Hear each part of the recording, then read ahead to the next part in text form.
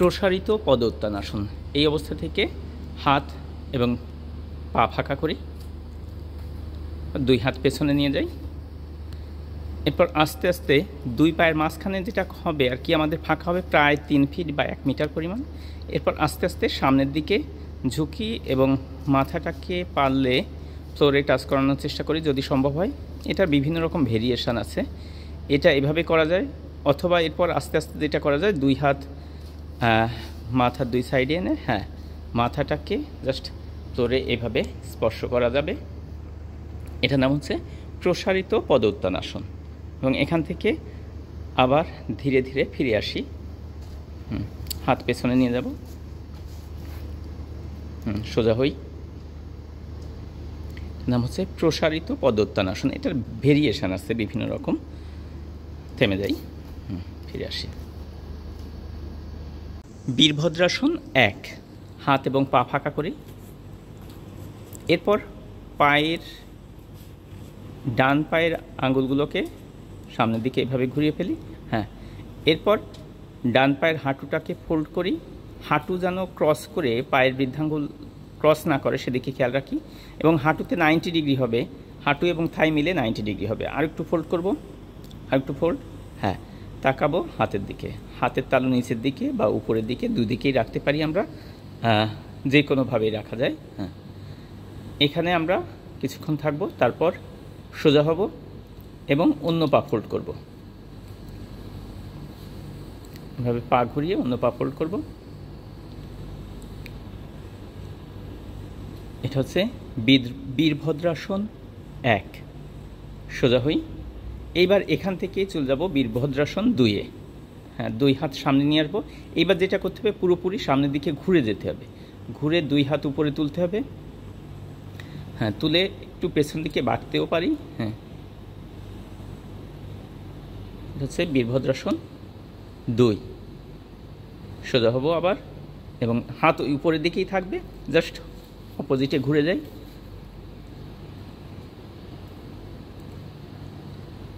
বীরভদ্রাসন 2।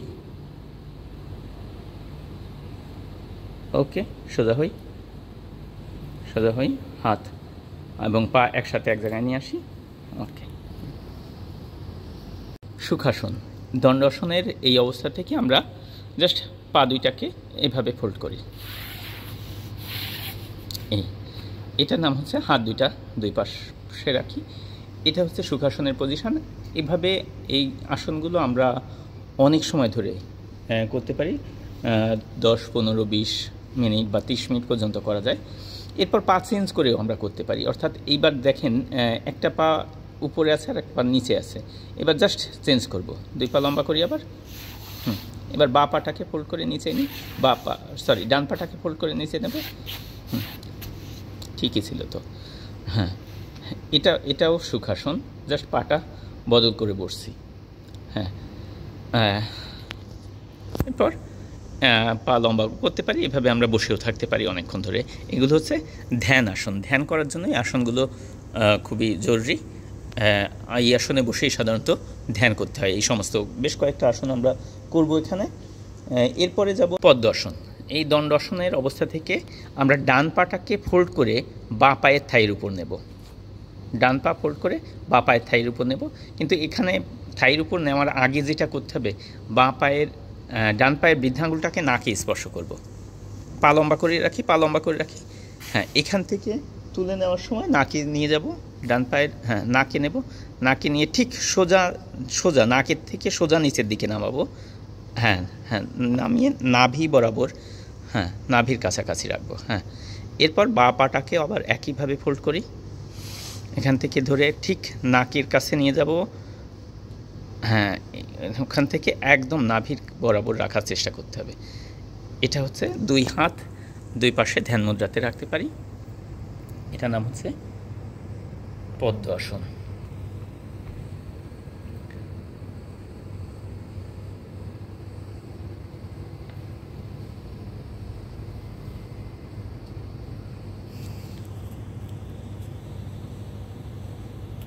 পা আবার লম্বা করি এবং এটা পা চেঞ্জ করে আবার করতে হবে। কী করব, এবার বাঁ পাটা উপরে নেব, আর প্রথমে ফোল্ড করব, হ্যাঁ, এরপর ডান পাটাকে আবার একইভাবে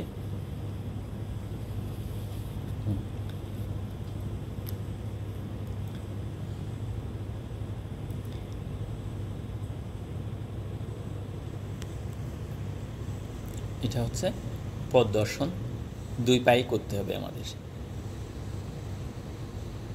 এরপর পা লম্বা করতে হবে।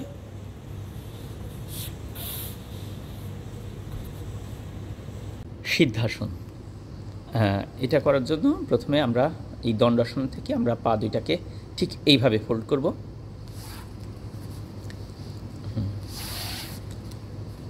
যেটা করতে হবে, সিদ্ধাসনের প্রধান শর্তটাই হচ্ছে পায়ের আঙুলগুলো যেন ভেতরে থাকে, পায়ের আঙুলগুলো ভেতরে থাকবে, পায়ের আঙুলগুলো যেন দৃশ্যমান না হয় সেটা খেয়াল রাখতে হবে। এভাবে পায়ের আঙুলগুলো চেষ্টা করতে হবে যতখানি ভেতরের দিকে রাখা যায়। এটার নাম হচ্ছে সিদ্ধাসন। এবং এটাকে আবার উল্টো করেও করা সম্ভব, বিপরীত দিকেও করা যায়। অর্থাৎ এখানে দেখা যাচ্ছে যে আমাদের বাঁ পাটা উপরে আছে, পরবর্তীতে আমরা বাঁ পাটাকে নিচে রেখেও করতে পারি। পা লম্বা করে ফেলি এবং বাঁ পা নিচে রেখে করি। এবার জাস্ট ঘুরিয়ে ফেলি, বাঁ পা আগে ফোল্ড করি, বাঁ পা আগে ফোল্ড করব,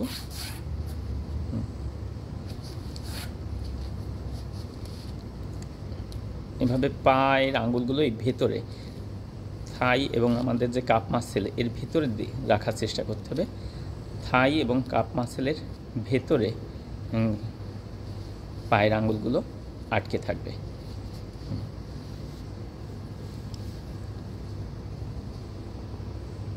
এটা হলো সিদ্ধাসন।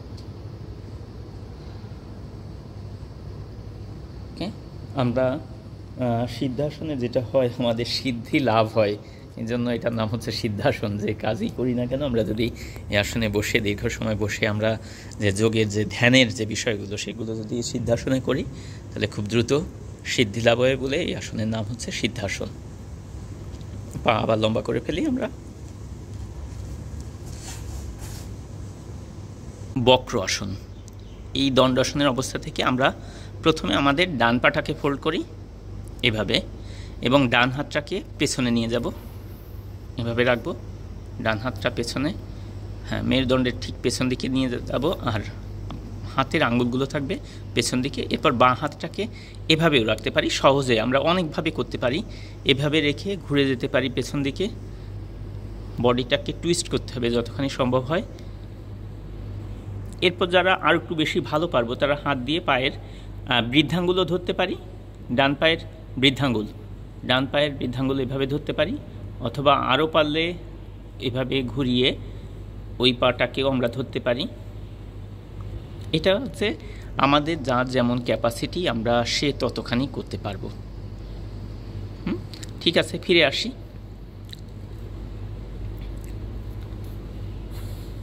হ্যাঁ, এবার বিপরীত দিকে আমি একই সাইড থেকে তুলছি, হ্যাঁ,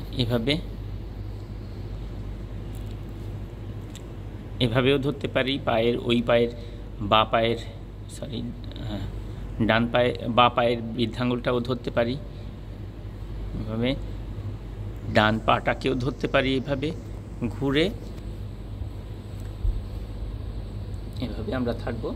এরপর সোজা হব, পা লম্বা করে দণ্ডাসনে চলে আসব। উষ্ট্রাসন, এই অবস্থা থেকে আমরা প্রথমে বজ্রাসনে যাব। কিভাবে? ডান পাটা ফোল্ড করে হিপের নিচে নেব, তারপর বাঁ পাটাকে ফোল্ড করে হিপের নিচে নেব, এটার নাম হচ্ছে বজ্রাসন। এরপর আমরা কি করব? হাঁটুর উপর দাঁড়িয়ে যাব, পা দুইটাকে একটু ফাঁকা রাখবো সামনে। হ্যাঁ, এটাও আমরা কয়েকভাবে করতে পারি, আমরা প্রত্যেকটা করার পদ্ধতিগুলো দেখাই দিই। প্রথম যেটা সহজ পদ্ধতি সেটা হচ্ছে 2 হাত কোমরে নেব, এরপর আস্তে আস্তে পেছন দিকে বেঁকে যাব, হাঁটু থেকে কোমর পর্যন্ত সোজা থাকবে, হাঁটু থেকে কোমর পর্যন্ত সোজা রেখে পেছন দিকে বেঁকে যাই, যতখানি পারি নিজের সামর্থ্য অনুযায়ী বাঁকার চেষ্টা করব। এটা হচ্ছে সহজ পদ্ধতি। এরপর আর একটু কঠিন পদ্ধতি হচ্ছে বা উষ্ট্রাসন যেটাকে বলা হচ্ছে পুরোপুরি। পায়ের আঙ্গুলগুলো আমরা পায়ের আঙ্গুলে ভর দিয়ে রাখবো। এটাও একটা সহজ পদ্ধতি। এরপর পেছন দিকে বেঁকে, আগের বার যেভাবে বাঁকছিলাম ওইভাবে বাঁকি, বেঁকে ডান হাত দিয়ে ডান পায়ের গোড়ালি, বা হাত দিয়ে বা পায়ের গোড়ালি ধরব। এবং যারা আরও একটু বেশি ভালো পারবো তারা কি করব, পায়ের আঙ্গুলগুলো মেলেও রাখতে পারি। এই সময় এভাবে পায়ের আঙ্গুল মেলেও রাখতে পারি, এভাবে রেখে আমরা করতে পারি। এর নাম হচ্ছে উষ্ট্রাসন। সোজা হব, সোজা হব এবং দুই হাত সামনে নিয়ে মুষ্টিবদ্ধ করব এবং এইভাবে আমরা একটু রেস্টে থাকবো আর কি। পেছন দিকে বাঁকলে এভাবে সামনের দিকে বেঁকে আমরা একটু রেস্টিং পজিশনে যাব।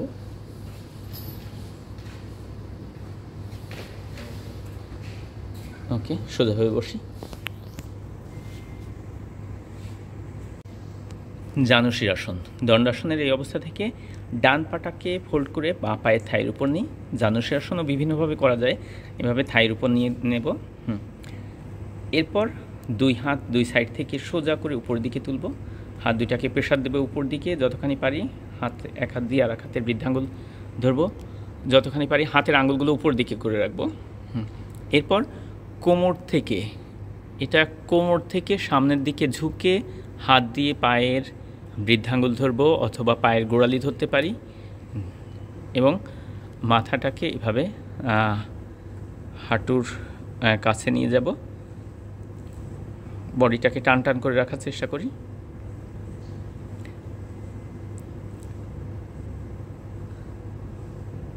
উঠে যাব আস্তে আস্তে উপর দিকে, একইভাবে উঠব। হাত দুই সাইড দিয়ে নামাবো। এরপর পা লম্বা করব। এরপর বাঁ পাটাকে ফোল্ড করি এভাবে। বাঁ পায়েরটাকে থাইয়ের উপর তুলব, বাঁ পায়ের পাতাটাকে। এরপর হাত দুইটাকে সোজা করে উপর দিকে তুলি, প্রেশার থাকবে উপর দিকে। এই প্রেশারটা রেখে, উপর দিকে প্রেশারটা রেখে আস্তে আস্তে সামনের দিকে ঝুঁকে যাই। হাত দিয়ে পায়ের বৃদ্ধাঙ্গুল অথবা পায়ের গোড়ালি ধরব, যেটা খুশি ধরতে পারি। বডিটা যেন টান টান থাকে সেদিকে খেয়াল রাখবো। কিছুক্ষণ থেকে আস্তে আস্তে উঠে যাই। হাত দুই হাত সামনের দিকে প্রেশার দেব, উঠে যাই। এরপর হাত নিচে নামাবো, তারপর পা লম্বা করব। এটা হচ্ছে জানুশিরাসন। পশ্চিমোত্তানাসন বা দুই পা লম্বা থাকবে এভাবে। দণ্ডাসন অবস্থা থেকে হাত দুইটাকে একসাথে উপরের দিকে তুলি সাইড ওয়াইজ। এরপর হাত দুইটাকে উপর দিকে প্রেশার দেব, দিয়ে ওই প্রেশারটা রেখে আস্তে আস্তে নিচের দিকে যাব, তাকাবো সামনের দিকে। বৃদ্ধাঙ্গুল ধরি অথবা পায়ের গোড়ালি ধরি। পর যতখানি পারলে মাথাটাকে বা নাকটাকে দুই হাঁটুর মাঝখানে নিয়ে যাব। এভাবে কিছুক্ষণ থেকে আবার আস্তে আস্তে সোজা হব, হাত টান টান করবো, উপর দিকে উঠবো, হাত দুই সাইড দিয়ে নিচে নামাবো।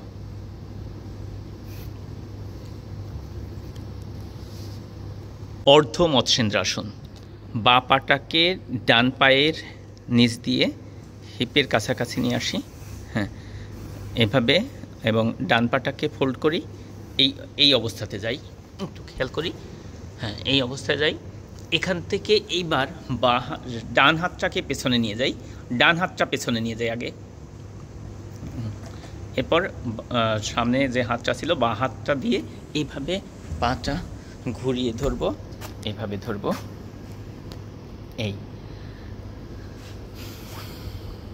এইভাবে আমরা কিছুক্ষণ থাকবো। থেকে পেছনের হাতটাকে প্রথমে সাইডে নিয়ে আসি, সাইডে নিয়ে আসবো। নিচের পাটা লম্বা করব। দণ্ডাসনের থেকে আমরা যাব এবার অর্ধ মৎস্যেন্দ্রাসন। তার জন্য প্রথমে আমরা বাঁ পাটাকে ডান পায়ের নিচ দিয়ে ফোল্ড করি এভাবে, এবং ডান পাটাকে এভাবে ফোল্ড করি। এবার বাঁ হাতটাকে ডান পায়ের সামনে দিয়ে নিয়ে ঘুরিয়ে এভাবে পাটাকে ধরি, আর পেছনের হাতটাকে পেছন দিকে এভাবে নিয়ে যাব, এইভাবে নিয়ে চলে আসবো পেছন দিকে। আমরা যখন উল্টা দিক দিয়ে দেখাবো তখন আরও বেশি সুন্দর আমরা বুঝতে পারবো। এভাবে যতখানি পারি বডিটাকে টুইস্ট করে ফেলার চেষ্টা করব। এবার সোজা হওয়ার সময় প্রথমে পেছনের হাতটাকে সাইডে নিয়ে আসি, সাইডে নিয়ে আসবো। হ্যাঁ, এবার নিচের পাটাকে লম্বা করব, বা উপরের পাটাকেও লম্বা করতে পারি। হ্যাঁ, উপরের পা লম্বা করি। এবার ঠিক এর অপোজিটে করব। এবার ডান পাটা আগে নিচে যাবে, তারপর বা পাটা ফোল্ড হবে এইভাবে। এবার ডান হাত বা পায়ের কে এভাবে পেঁচিয়ে ধরবো, বা পাকে পেঁচিয়ে ধরবো, এবং ডান হাতে এবার এভাবে ঘুরে আসবে। ডান হাতটাকে রাখবো এইভাবে,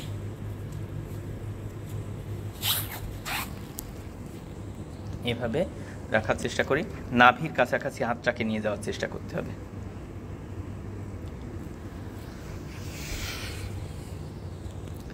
এভাবে আমরা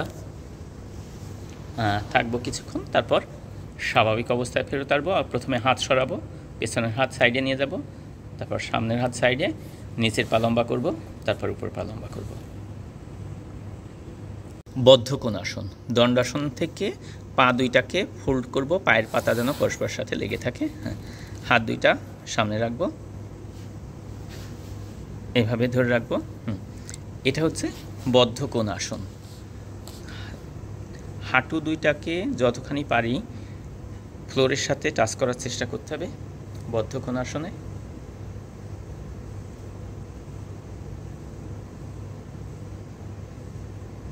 এটা হলো বদ্ধকোণাসন। এভাবে আমাদের কিছুক্ষণ থাকতে হবে।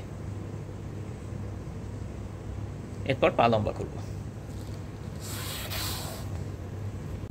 সুপ্ত বদ্ধকোণাসন, এইভাবে আমরা বসে পড়েও এটা করতে পারি, বসে পড়ে তারপর শুতে পারি, বা শুয়ে পড়েও করতে পারি। এভাবে আমরা শোয়া অবস্থা থেকে দেখাচ্ছি। শোয়া অবস্থা থেকে পা দুইটাকে ফোল্ড করব। এটা হচ্ছে সুপ্ত বদ্ধকোণাসন। হাত দুইটা মাথার পেছনে এভাবে রাখতে পারি,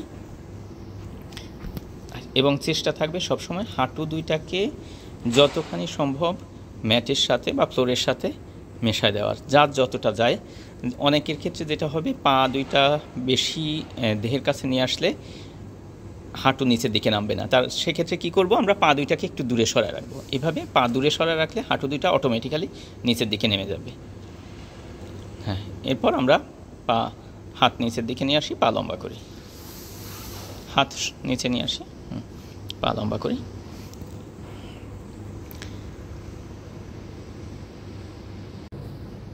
সুপ্ত বীরাসন বা বজ্রাসনেও করা যায়, সুপ্ত বীরাসনেও করা যায়, যে কোনোটাতে আমরা করতে পারি। তবে সুপ্ত বীরাসন যেহেতু বললাম, সেহেতু আমরা বীরাসনেই করব।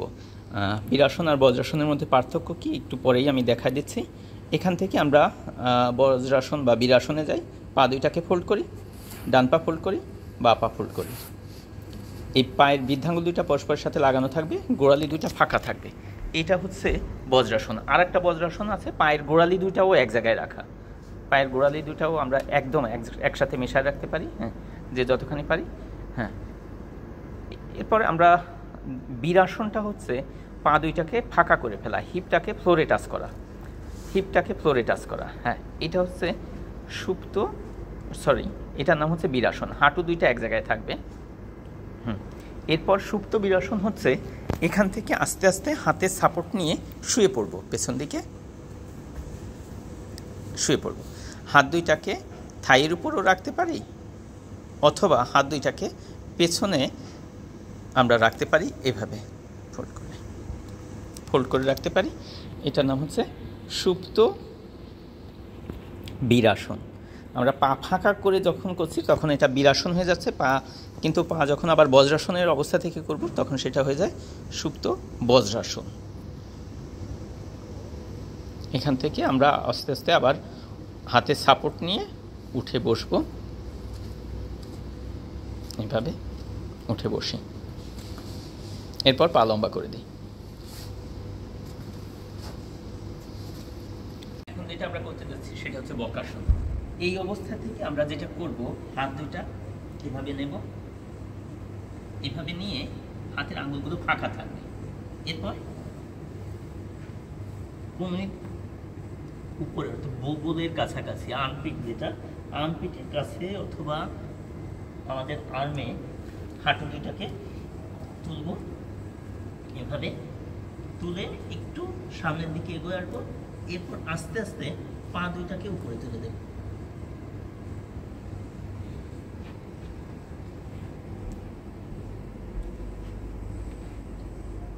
এরপর নিচে নামাবো। এটা আমরা আরো যেটা করতে পারি, এটা হচ্ছে ওয়ালের সাপোর্ট নিয়ে, পা দুইটাকে ওয়ালের সাপোর্ট নিয়ে আমরা তুলতে পারি। এটার আর একটা সহজ পদ্ধতি শেখাই।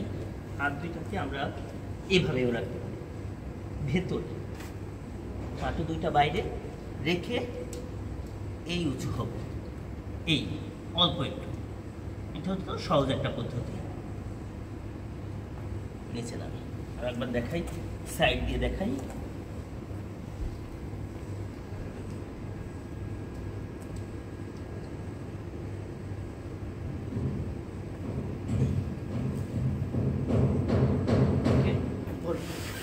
এভাবে লম্বা করে বসতে হবে আরামসে।